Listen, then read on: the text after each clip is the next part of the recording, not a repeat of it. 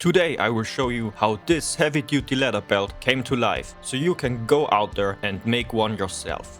What's up guys, I am Assman and I make a bunch of beginner-friendly leather projects, showing the entire process, from the idea to the finished product. So if that's something that you're into, I suggest you subscribe and check out my other content. Recently, I inherited a bunch of old leather belts and thought to myself, wow, incredible how long they served the previous owner and still look mostly okay. There are all kinds of them, even one made from snakeskin. But the one I really dig is this completely natural one. Just look how the patina evolved, how it darkened near the buckle. That's exactly what I want. What I don't want is this. The end of this belt is rough, stretched out and worn thin. The leather was simply too thin and weakened over time. That's not beautiful aging, that's structural failure. So here's my plan. Build a thick, heavy-duty belt that could potentially last a lifetime. One that only gets better with age. No dye, no artificial coloring, just natural leather developing its own character over time. So let's do it. At the leather hardware store, this simple clean buckle stood out to me, and that's the one I went with. For the leather, I chose a 3.5mm or 9-ounce shoulder. That's already the same thickness as the belt I showed earlier. But for this project, normal just wasn't enough. Unfortunately, I do not own a strap cutter. And boy, I regret not getting one. It is absolutely possible without one, sure. But getting a long, perfectly straight strap is much harder than it should be without having one. I used a string and magnets to mark a straight line with an awl. I did this 3 times for 2 straps and used a regular box cutter and a ruler to cut along my markings.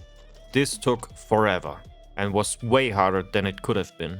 If you have any love or respect for yourself, invest those 20 to 30 bucks for a cheap strap cutter. I truly believe it's worth it. Anyway, with both straps cut, I glued them together on the flash side using a regular white glue. This ensures the layers won't shift later when punching the stitching holes, keeping everything perfectly aligned. I made sure to glue the straps together in the natural curve the belt will have when worn.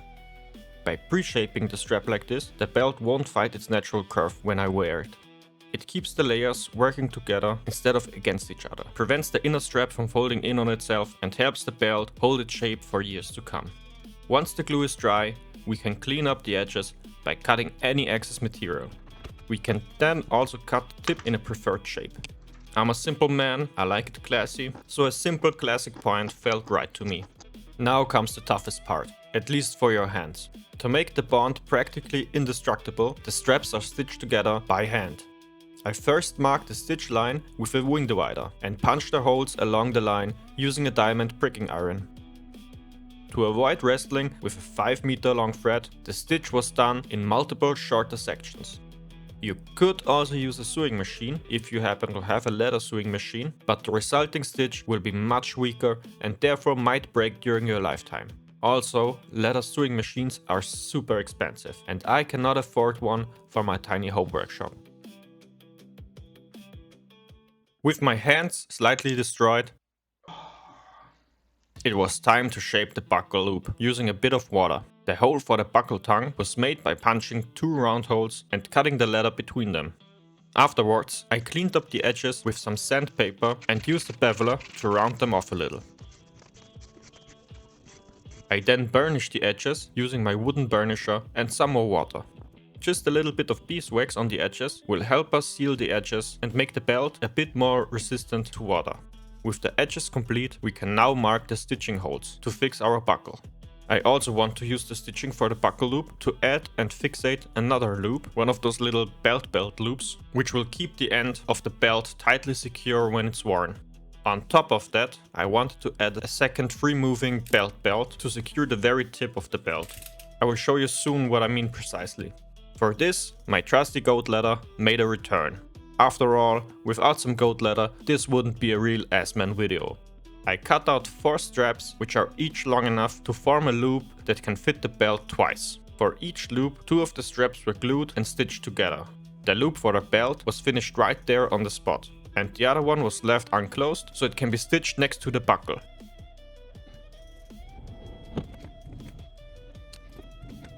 Just like this. We are almost done. Last thing left to do is to punch the holes for the pin. I measured the circumference of my waist and used this to mark the main hole. Additional holes were added in both directions with about 2 cm spacing for some flexibility. To slightly soften the belt, I rolled it gently but firmly onto itself. This made the belt more flexible and less stiff. And we are done. And I must say, I already dig the look of this belt. It's simple, massive, timeless, and also comfortable.